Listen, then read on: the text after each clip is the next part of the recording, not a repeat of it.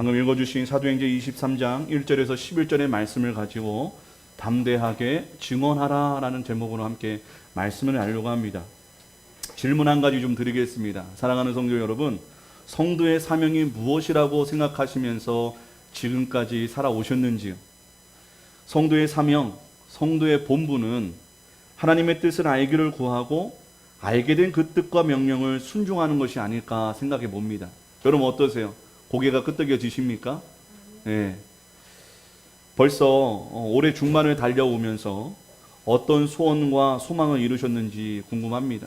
그런데 여러분, 이 질문에 앞서서 우리는 애초에 어떤 계획을 세우셨는지 생각해 보아야 합니다.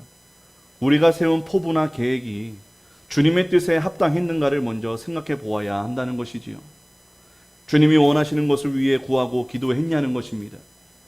만약 하나님과 상관없는 나의 소원의 기도 제목이었다면 대부분 이루어지지 않았을 것입니다.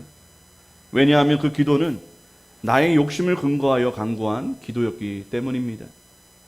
오늘 유독 쓸쓸하고 고독한 밤을 보내고 있는 사도 바울은 병영 안에서 홀로 있을 때 기도를 했는지는 잘 모르겠어요. 기도했다고 나오지 않으니까. 그럼에도 불구하고 주님께서 먼저 바울을 찾아오셔서 그에게 가장 필요한 응답을 먼저 베풀어 주십니다. 왜냐하면 바울은 오로지 주님 뜻을 위해 살아가고 있었기 때문입니다. 그의 중심이 온통 예수님이었기에 기도한 것도 아닌데 친히 나타나 그의 길을 인도해 주셨더라 말입니다. 왜 주님이 친히 그에게 나타나신 것일까요? 바울은 하나님의 뜻인 복음 전도를 위해 살았습니다. 그리고 이런 바울을 통해 하나님은 자신의 뜻이 이루어지기를 작정하셨다는 거예요. 마찬가지로 이 자리에 있는 여러분들에게도 하나님의 뜻이 분명히 있습니다.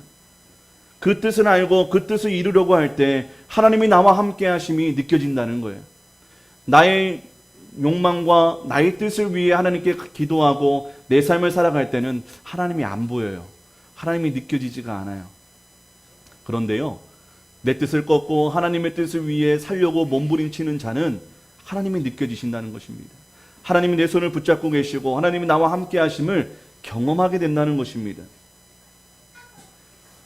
우리가 주님의 뜻을 알고 주님의 뜻을 이루려고 할 때 하나님이 분명히 우리와 함께 하심이 믿어지게 되음을 여러분 믿으시기를 바랍니다. 우리가 본문을 통해서 사명을 감당하는 성도들이 가져야 할 그 모습들을 함께 살펴보려고 합니다. 본문의 앞부분에 어떤 스토리가 있는지 잠시 정리해 보겠습니다. 예루살렘을 방문했던 사도 바울이 유대인들에 의해 붙잡혔다가 로마의 죄수의 몸으로 넘겨집니다. 하나님의 일을 하면서 바울은 더 많은 고난을 당하게 되지만 오히려 그 상황을 통해 하나님께서는 더 다양한 사람들에게 복음을 전할 수 있도록 기회를 만들어 주십니다. 오늘 본문 앞장인 22장에서도 바울이 성난 군중들 앞에서 자신의 유대적인 배경을 설명하고 예수님을 만난 회심의 과정을 말하는 중에 군중들이 아멘하는 게 아니라 폭발을 합니다. 열받아서. 이러한 놈을 없이 하자. 이 말은 이 바울을 죽이자라는 외침이었어요. 그런 소리가 여기저기서 나오게 됩니다. 독선적인 선민 사상에 젖은 유대인들에게 이방인들을 구원하기 위해 복음을 전하는 것도 하나님의 뜻이라 말하는 이 바울의 말은 신성모독이 아닐 수 없었습니다. 그들은 곧 분노하여 옷을 벗어던지고 티끌을 공중에 날리며 소란을 핍니다. 그러자 소란에 민감한 로마군의 천부장이 바울을 구출해서 자신의 군영 안으로 데려가지요. 그리고 나서 신문을 하려는 과정 속에 바울이 로마 사람이라는 것을 알고 크게 두려워하면서 그의 신문을 멈추고 왜 유대인들이 이 바울을 고발하려고 하는지를 알기 위해 사내들인 공회로 데리고 갑니다. 그 장면이 오늘 23장의 모습입니다. 이제 바울이 공회 앞에 섭니다. 바울은 자신의 죄를 들추어내기 위해 혈안이 된 사람들 앞에 서게 되었지만 그는 쫄지 않았어요. 두려워하지 않았어요. 오히려 당당하게 그들을 보며 자신을 변론하기 시작합니다. 우리 1절을 함께 읽어볼까요? 시작. 바울이 공회를 주목하여 이르되 여러분 형제들아. 아멘. 이렇게 입을 떼는 거예요. 첫 마디가 이것입니다. 근데 여러분, 섬겼다라는 단어는 시민으로서 의무를 다했다라는 뜻입니다. 하나님을 섬겼다는 것은 하나님의 백성으로서 나는 똑바로 살았다, 제대로 살았다, 하나님의 뜻을 위해 살았다라고 고백하고 있다는 거예요. 즉 모든 일에 양심을 따라 하나님 나라의 시민답게 살았다는 거예요. 그러나 이 바울의 많은 사내들인 모인 사람들의 심기를 더욱 불편하게 만들 뿐이었습니다. 바울이 양심에 거리낌 없이 올바르게 하나님 앞에 살았다면 바울을 대적하고 있는 자신들은 바로 하나님을 대적하고 있는 것이기 때문입니다. 공회를 주재하는 대제사장 아나니아가 분개하여서 바울의 입을 치라고 합니다. 그러자 바울이 강하게 맞받아칩니다. 3절인데요. 회칠한 담이여 하나님이 너를 치시리로다 하면서 위선으로 가득한 이 유대인 지도자를 질책합니다. 하나님의 뜻이 담긴 율법으로 통치해야 할 사람이 가장 앞장서서 율법의 의미를 훼손하고 왜곡하고 있었기 때문입니다. 원래 이 대제사장은 어떤 사람이에요? 하나님과 사람 사이를 중재하는 역할을 맡은 사람입니다. 백성의 죄에 대해 하나님께 용서하시도록 제사를 드리고 사람들의 기도 제목을 간구하여서 하나님 앞에 올려드려야 하는 책임이 있는 사람이었어요. 그러나 이 아나니아는 하나님과 사람 간의 중재보다 친일파같이 로마 제국과의 협력과 자신의 안위를 더 중시하였습니다. 그는 당시 유대 종교 지도자들의 타락상을 단적으로 보여주는 인물이었고 아주 잔인했다고 합니다. 아주 탐욕스러운 인물이라고 알려졌습니다. 그래서 결국 로마의 반기를 든 무장 세력에 의해서 66년에 뒷골목에서 허무하게 죽임을 당합니다. 이때 곁에 선 사람이 대제사장에 대한 바울의 과격한 언사를 나무랍니다. 혼을 내요. 그런 말 하는 거 아니야? 라고 이야기하니까 바울이 이렇게 바로 이야기합니다. 출애굽기 22장 28절의 말씀인데요. 그 말씀 중에 재판장을 욕하지 말라라는 말이 있어요. 율법에. 이 말씀을 바울이 인용하면서 즉시로 자신의 실수를 인정합니다. 그런데요, 바울이 이 율법을 끄집어다가 이 말을 한 이유가 있다는 거예요. 이 율법을 인용한 이유는 과연 율법을 제대로 알고 제대로 순종하는 자가 누구인가를 꼬집고 책망하기 위해 일부러 썼다는 것입니다. 심판자로 있던 아나니아가 아닌 신문을 받고 있는 바울이 오히려 하나님의 율법대로 하나님의 뜻대로 복음을 전하는 자임을 성경은 말하고 싶었다는 거예요. 하나님의 뜻과 율법을 지켜야 할 대제사장 아나니아는 오히려 하나님의 복음을 막아서고 핍박하고 거역하는 자로 진정 신성모독의 주인공이 된 것입니다. 성경은 이런 아이러니와 역설을 참 좋아하는 것 같아요. 우리도 혹시 성도라 하면서 하나님의 뜻을 막아버리고 오히려 하나님의 영광을 가리며 살고 있지 않은지 우리 자신을 돌아보기를 원합니다. 만약 하나님의 뜻을 따른다 하면서 자기의 유익과 만족, 자기의 의로움을 드러내기 위함이거나 사람들에게 보여주고 인정받기 위해 하는 것이라면 우리야말로 대제사장 아나니아의 영적 후손일 것입니다. 그러나 진정 오직 하나님의 뜻을 위해 그 예수 그리스도의 복음을 위해 내 모든 것을 내어드리고 오직 한 길을 위해 살아가고 있다면 비록 세상적으로 내 삶이 초라하고 억울하고 인정받지 못한다 할지라도 우리는 바울의 영적 후손으로 참된 길을 걸어가고 있음을 자부하시고 자긍해도 괜찮을 것 같습니다. 6절을 함께 읽겠습니다. 6절 시작. 바울이 그중 일부는 사두개인이요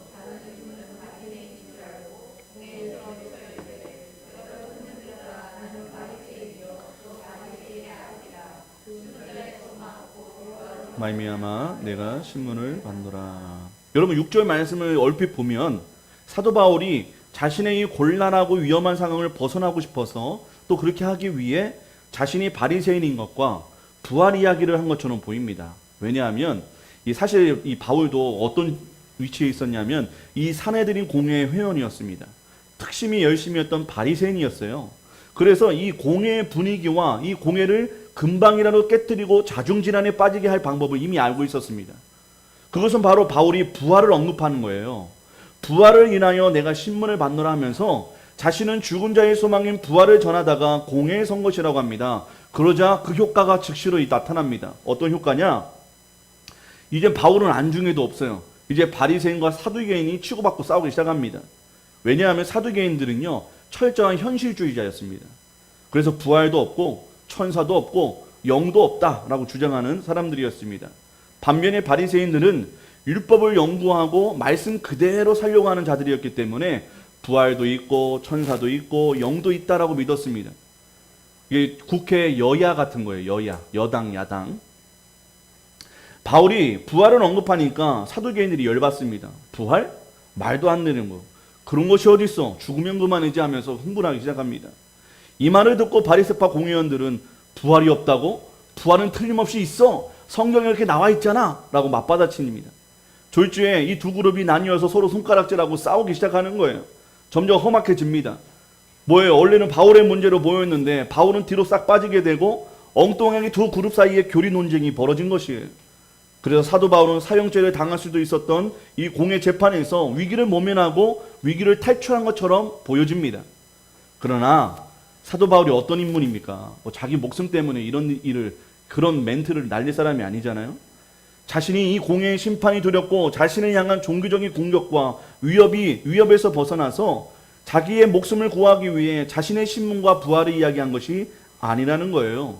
그는 자기가 너무나 불리하고 그 위태로운 상황 속에서도 여전히 사랑하는 마음으로 자신의 형제요 하나님의 백성인 유대인들을 향해 복음을 말하고 싶었던 것입니다. 이 긍휼과 사랑의 마음이 가득했기 때문에 오히려 이렇게 자신을 심판하기 위해 모인 이 사람들에게 복음 전도의 기회로 삼았던 것입니다. 어느 누가 상상이나 할 수 있는 생각일까요? 여러분을 욕하고 때리려고 하고 잡아 가두려고 하는 사람들한테 복음 전할 생각이 들겠습니까? 하나님 저 인간들을 그냥 모가지를 꺾어 주십시오라고 기도하겠죠. 예. 근데 바울은 그게 아니었어요.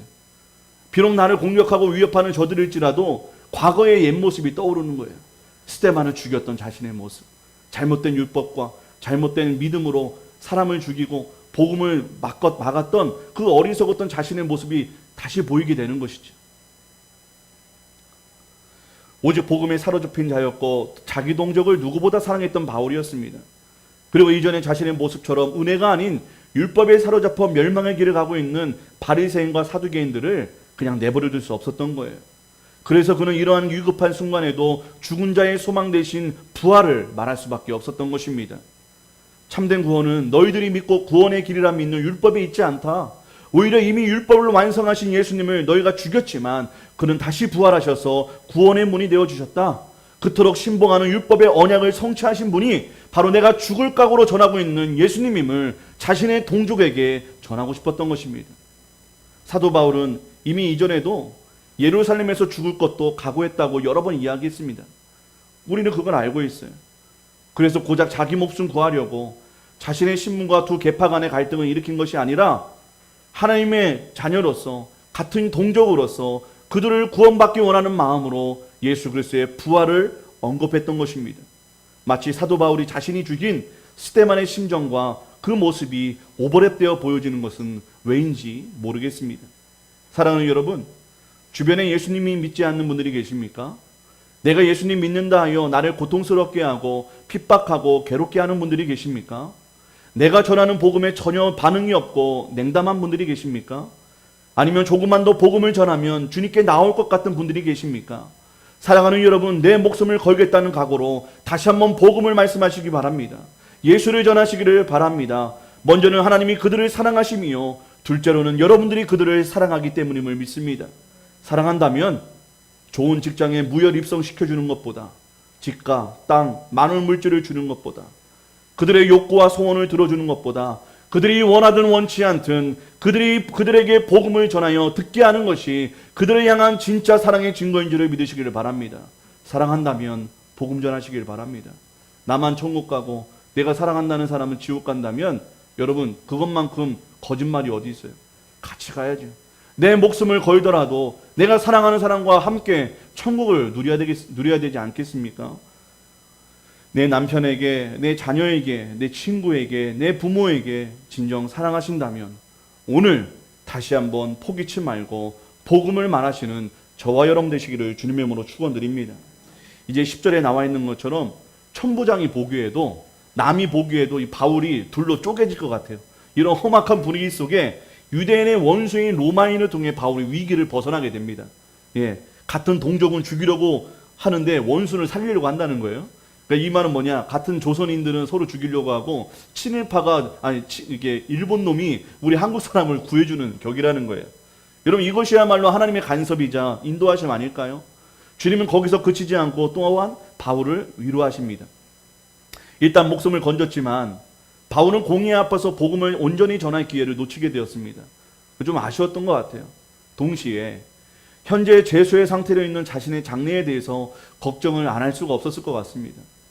그리고 이제 어떤 길을 걸어가야 하는지에 대한 답답함도 있었을 것 같습니다. 동족들을 살리려 전했던 복음과 하지도 않은 말에 대한 오해 때문에 동족들과 옛 동료들이 자신을 죽이려 했던, 위협했던 그 밤을 그냥 아무렇지 않게 보낼 수는 없었을 것 같습니다. 이런 일에 익숙한 그였음에도 불구하고 그는 철저히 복음 때문에 홀로 되었고 어쩌면 가장 비참한 상황을 맞이한 듯 보입니다. 우리 예수님도 먼저 이런 길을 걸어가셨듯이 어쩌면 복음 전도자에게는 피할 수 없는 숙명이 아닌가라는 생각도 듭니다. 그런데 이토록 슬프고 애달픈 이 밤에 예수님이 친히 바울을 찾아오십니다. 그리고 그의 곁에 계셔 주십니다. 보혜사 성령께서 그를 찾아오시고 그의 곁에 계셔 주신 것입니다. 성령님의 또 다른 이름인 보혜사의 이름이 무엇입니까? 파라클레토스, 곁에 있도록 부름을 받으니 라는 뜻입니다. 예수님의 뒤를 이어 우리 곁에 있도록 부름받은 존재가 바로 성령님이시라는 것입니다. 지금도 여전히 성령께서 우리 안에 계시고 우리에게 가장 필요한 것을 알려주시고 채워주신다는 것이지요. 바울에게 있어서 가장 필요한 것은 무엇이었을까요? 아마도 그의 사명에 대한 확신이 아니었을까요? 만일 성령께서 내가 다시 한번 빌립보에서처럼 너를 옥에서 꺼내줄게, 다시는 환난과 고난을 당하지 않게 해줄게, 모든 이들이 너를 우러러보고 너를 복음 전할 때마다 다 뒤집어지고 구원받는 역사를 보여줄게 라고 하셨다면 과연 사도 바울은 어떠했을까요? 제 생각으로는 아마도 사도 바울은 혼란했을 것 같습니다. 이게 무슨 말씀이시지? 왜냐하면 자신의 사명은 고난을 통해 복음이 전해지는 삶을 산다고 분명히 다메섹에서 만난 예수님께서 그렇게 말씀하셨기 때문입니다. 그래서 자기가 당하는 고난이 오히려 복음 전도의 길이 되는 것을 기뻐하고 감사할 수 있었던 그였다는 거예요. 동시에 이 기쁨이 그 어떤 고난도 이겨낼 수 있는 힘이었습니다. 그럼에도 불구하고 바울도 인간인데 계속되는 위험 속에 어찌 염려가 되지 않겠습니까? 너무 영적으로, 육적으로, 정신적으로 힘들었을 것 같아요. 저도 주일만 설교 한 번 하는데 하루가 고됩니다. 그냥 지쳐버립니다. 월요일까지도 영향이 갑니다. 예. 별거 아닌 설교 한 편인데도. 그래서인지 성령님도 바울에게 가장 먼저 담대하라라고 말씀해 주십니다. 적대감, 살인, 위협, 그런 많은 위험으로부터 둘러싸인 바울에게 주님께서는 위로하시면서 담대하라고 말씀하십니다. 어떤 상황에서도 두려워하지 말고 담대하라고 하십니다. 여기까지는 참 좋습니다. 근데 그 다음 말씀이 기가 막힙니다. 우리 10절을 함께 읽어볼까요? 시작. 내가 예루살렘에서 나의 일을 증언한 것 같이 로마에서도 증언하여야 하리라. 아멘. 너 힘든 거 아는데 그래도 너 로마 가야 돼. 너 거기 가서 또 복음 증거해야 돼. 아무리 힘들고 죽을 것 같은 순간이 찾아와도 내가 거기까지 데려다 줄 거야. 걱정하지 마. 그러면서 그의 궁극적인 목적지인 로마까지 인도해 주시겠다고 약속하시는 거예요. 여러분 근데 잘 들어보세요. 이게 위로가 되는 말씀입니까? 인간적으로? 더 살떨리는 미래가 기다리고 있는데 어느 누가 위로를 얻을 수 있겠냐는 거예요. 사실 우리가 생각하는 위로는 뭐예요? 아마도 너무 많이 힘들 것 같아. 너 많이 힘들지? 그래 너 이제 그만해라. 내가 해줄게. 이제 너 쉬고 너 하고 싶은 대로 살아. 이게 위로지. 담대하라. 너 로마 가서 죽을 거니까 너 끝까지 거기 가야 돼. 할 수 있어. 그 말이 위로겠냐는 거예요. 여러분 저한테도 그 말은 위로가 되지 않을 것 같아요. 그러나 성령의 위로는 사명을 끝까지 걸어갈 수 있도록 하기 위한 위로였습니다. 다른 위로가 아니었어요. 여기가 끝이 아니라 마지막 사명지인 로마로 가는 길까지 내가 지켜주고 내게 책임지고 인도해 주겠다고 하나님께서 말씀해 주고 계시다는 거예요. 이 말은 너는 반드시 예루살렘이 아닌 로마에서 죽을 것을 암시하고 있다는 것입니다. 여러분 도대체 이게 위로인가요? 이게 뭔가요? 이게 기도 응답입니까? 기도했는데 너 죽을 거니까 열심히 살아라. 이게 응답입니다. 지금도 힘들어 죽겠고 못 살겠는데 더 사지로 내모는 것이 사랑과 은혜의 하나님입니까? 라고 우리는 생각해 볼 수 있을 것 같아요. 그렇다면 여기서 우리는 우리가 생각하는 우리의 행복과 성공에 대한 기준을 다시 한번 생각해 보아야 합니다. 여러분 저의 소원이 뭔지 저번에도 말씀드렸잖아요. 저의 소원은 그냥 성공 같은 거 바라지도 않고요. 그냥 아무 일도 일어나지 않고 그저 평안하게 살다 죽는 게 제 소원입니다. 예, 참 별 볼 일 없는 인생이죠. 근데 제 마음 깊은 속에는 그게 제 소원입니다. 근데 어떤 사람은 크게 세상에 정점을 찍는 것이 행복일 것입니다. 돈을 누구보다도 많이 벌거나 남보다 조금이라도 더 잘나게 멋나게 풍요롭게 사는 게 그 사람의 행복일 수도 있을 것입니다. 그러나 예수님과 사도 바울의 행복과 성공은 바로 영혼 구원이라는 사명의 길을 끝까지 완주하는 것이 그들의 성공과 성공이었습니다. 복음을 전하는 것이, 그래서 영혼이 구원받는 것이 그들의 행복이자 삶의 이유였다는 거예요. 그리고 인생 성공의 길이었다는 것입니다. 그래서 고난이 와도 절망하지 않았어요. 비록 죽음이 기다리는 사지를 간다 해도 그 길이 복음 전해지는 길이라면, 영혼 구원이 일어나는 길이라면 그곳이 사지일지라도 기쁨과 감사로 갈 수 있었던 것입니다. 어쩌면 우리가 복음을 전하고 싶지 않은 것, 복음 때문에 손해보고 창피함을 당하고 싶지 않은 것, 우리의 행복과 성공의 기준이 다른 곳에 있기 때문은 아닐까요? 예수님의 행복과 성공으로, 사도 바울의 행복과 성공의 결과로 바로 우리가 구원받았음을, 우리라는 열매를 맺었음을 깨달았다면 우리도 우리의 성공과 행복의 기준을 바꿀 필요가 있지 않을까 생각해 봅니다. 여러분, 사도 바울 때문에 우리가 구원받은 거예요. 네, 예수님도 예수님이시지만 사도 바울이 로마에서 순교했기 때문에 그 복음이 전해지고 미국에서 한국으로 전해져서 우리가 구원받은 거예요. 예, 사도 바울의 순교의 열매가 바로 우리라는 것입니다. 그렇다면 우리도 반드시 바뀌어야 될 줄을 믿습니다. 우리는 예수님과 바울이 누렸던 환난과 고난 중에서도 기뻐하고 감사할 수 있는 능력을 비로소 그때야 우리가 소유하게 될 것입니다. 동시에 이 땅에서 길을 잃거나 헤매지 않고 하나님이 인정하시는 행복과 성공도 이루게 될 것입니다.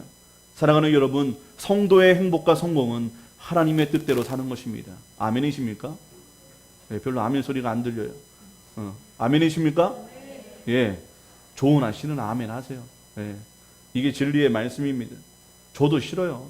제 마음대로 살고 싶어요. 저 편한 대로 살고 싶어요.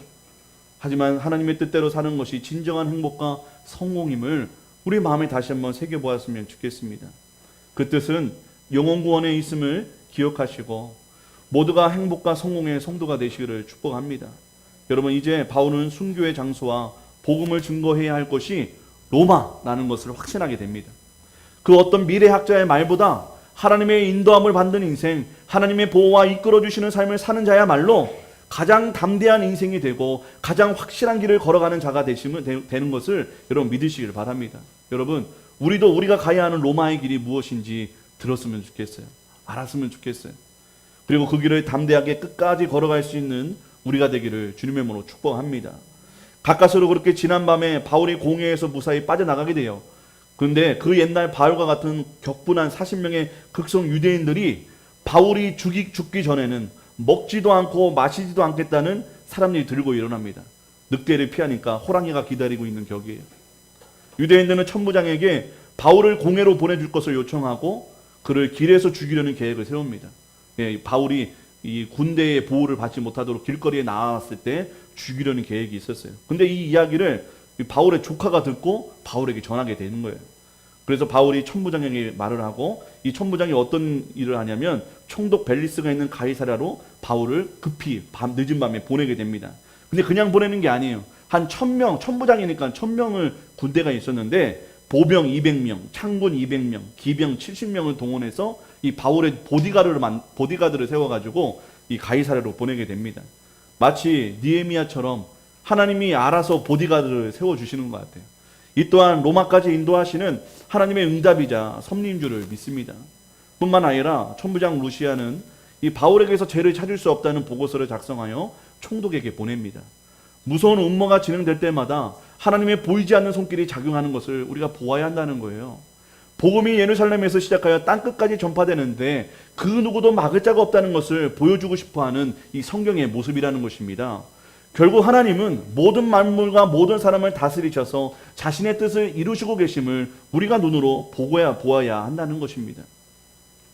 하나님의 뜻과 계획은 그 어떤 자가 막으려 하고 겉모술수를 쓰다 할지라도 비록 하나님은 우리의 원수 같은 사람이라도 사용하셔서 반드시 그 일을 이루신다는 것을 여러분 기억하시기를 바랍니다. 그래서 여러분, 우리 전능하신 하나님께 그래서 기도해야 하는 거예요. 예. 단순히 내 살 길을 열어달라는 기도가 아니라 나를 통해 하나님의 뜻이 이루어지도록 나를 인도해달라고, 나를 사용해달라고 기도해야 됩니다. 왜요? 하나님의 뜻은 반드시 내가 아닌 다른 사람을 통해서라도 이루어지기 때문입니다. 여러분, 축복을 받으려면 나를 통해 하나님의 뜻이 이루어지도록 기도하셔야 됩니다. 내 뜻을 위해 하나님께 간구하지 마시고 하나님의 뜻이 나로부터 이루어질 수 있도록 기도하시기를 바랍니다. 그게 진정한 지혜로운 기도예요. 그게 진짜 축복받는 기도예요. 그 기도를 통해 우리는 동시에 무엇을 누릴 수 있냐? 하나님의 손길, 하나님의 섭리를 내가 눈으로 보고 손으로 만질 수 있게 된다는 것입니다. 그 일은 내 뜻이 아닌 하나님의 뜻을 위해 간구할 때 보다 선명하게 보여지는 거예요. 사랑하는 여러분, 하나님이 보이지 않으십니까? 나의 기도에 전혀 응답이 없으십니까? 그렇다면 나의 기도와 나의 삶의 걸음을 한번 바꿔보시지 않으시겠어요? 나를 위한 기도에서, 나를 위한 삶에서 하나님의 뜻을 알고 순종하기 위한 기도로 바뀔 때, 하나님을 위한 삶으로 바뀔 때 여전히 우리 곁에 계셔서 함께 하시는 하나님의 손길과 호흡을 선명하고 분명하게 만지고 체험하게 될 줄을 믿습니다. 주님이 여전히 함께 하시는 성도 여러분, 어느 때보다 경제적으로, 정서적으로, 신앙적으로 어려운 때를 지나고 있습니다. 그 어느 때보다 우리는 위로가 필요한 때입니다. 하나님의 위로가 필요하고 우리 함께하는 형제 자매의 위로가 필요합니다. 신앙 여정에도 많은 어려움이 있습니다. 그러나 힘든 만큼 힘들수록 하나님의 크신 위로와 격려도 넘친다는 사실을 기억하시기를 바랍니다. 부활하신 주님을 만난 후 바울은 변하여 새 사람이 되었습니다. 하나님의 목적이 인생을 이끌어가는 인생이 되었다는 것이지요. 그 가정에 다른 어떤 사도들보다도 많은 어려움을 겪었지만 그는 결코 주저앉지 않았습니다. 고린도후서 4장 8절에서 9절을 이렇게 고백합니다. 우리가 사방으로 우겨싸움을 당하여도 쌓이지 아니하며 답답한 일을 당하여도 낙심하지 아니하며 박해를 받아도 버림받지 아니하며 거꾸로 뜨림을 당하여도 망하지 아니하고 라고 이렇게 고백을 해요. 우리 모두 바울과 같이 역경 속에서 주님의 위로를 경험하기를 원합니다. 그리고 그 위로가 힘이 되고 눈을 밝혀주셔서 사명을 다시 깨닫게 되기를 소망합니다. 그리하여 환경에 지배되지 않는 담대함과 그 어떤 고난도 뚫고 나아가 사명을 감당할 수 있는 믿음의 확신이 우리에게도 가득하기를 축복합니다. 어쩌면 우리에게 이 믿음의 확신, 이 사명의 확신을 주시기 위해 고난을 주신 것은 아닐까 생각을 해보게 됩니다. 왜 그럴까요? 오직 고난만이 주님을 찾게 되는 통로가 되기 때문입니다. 여러분, 절대 인생 편하면, 또 내가 잘 나가고 잘 먹고 잘 살면 예수님 안 믿습니다. 부르질 이유가 없습니다. 우리가 조그마한 상처와 아픔과 고난이 있을 때 우리는 나 죽겠다 하고선 예수님을 찾습니다. 참 희한한 인간들입니다. 그냥 평안하고 잘 나갈 때도 하나님 찾으면 참 좋은데 그렇지를 못한다는 거예요. 그래서 고난이 주님을 만나게 되는 축복의 통로가 되는 것이지요. 또 한 가지 기억할 것이 있는데, 바울이 이방인의 사도가 된 것은 여러분 그가 자원했기 때문입니까? 아니면 누가 시켜서 된 것입니까? 어머니가 서원기도해서 된 것입니까? 전적인 하나님의 은혜였습니다. 일반적인 하나님의 선택이었다는 거예요. 그래서 바울이 바울의 길을 걸어갈 수 있도록 하나님 그 자신이 함께 하셨고 그 일을 인도하셨다는 것입니다. 하나님이 부르셨고 하나님이 그 일을 할 수 있도록 책임져 주셨다는 거예요. 마찬가지로 하나님은 우리를 은혜로 부르시고 예수 이름으로 구원해 주셨습니다. 우리가 구원해 달라고 한 거 아니에요. 하나님이 친히 우리를 부르셔서 구원해 주셨다는 것입니다. 그리고 여전히 지금도 우리를 사명자로 다듬어 주시고 계시고 변화시켜 주고 계시다는 것입니다.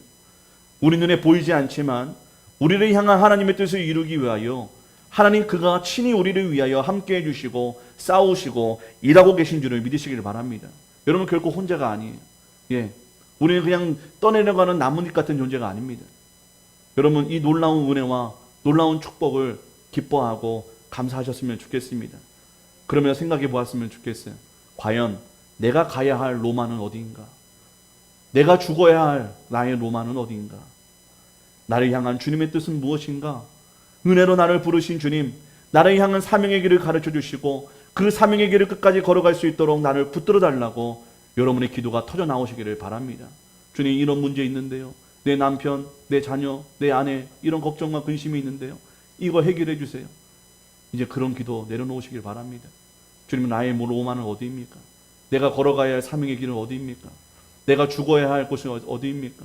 내 육신이 죽지 않더라도 내 자존심이 죽어야 하고 내 성질이 죽어야 하고 내 마음이 죽어야 하고, 그래서 주님이 살아나고 내 가족들을 살리고 내 이웃들을 살리는 그 자리가 어디입니까? 라고 우리가 기도해야 될 줄을 믿습니다. 그러한 기도 가운데 우리 곁에서 위로하시는 주님의 음성을 듣게 될 것입니다. 더욱 선명한 나의 길을 보여주실 것입니다. 그것이 이 땅에서 우리를 강하고 담대하게 하는 가장 강력한 능력이 될 것입니다. 바울에게 담대하라면서 가야 할 길을 말씀하시는 성령님은 지금 우리에게도 여전히 담대하라라고 말씀하십니다. 동일하게 여러분에게도 여러분의 로마로 가는 인생 요정을 함께 하시겠다고 인도해 주시겠다고 말씀하고 계십니다.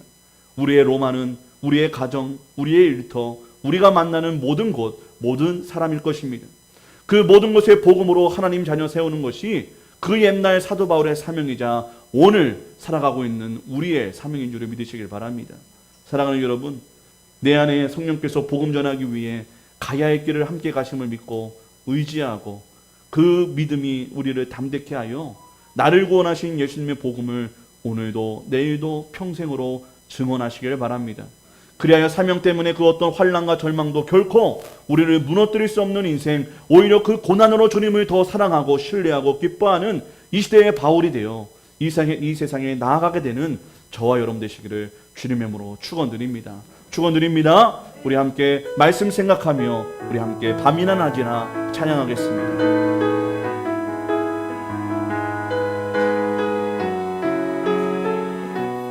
나의 소망 되신 주 주를 바라봅니다.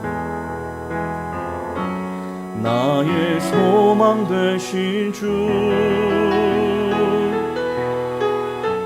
주를 바라봅니다.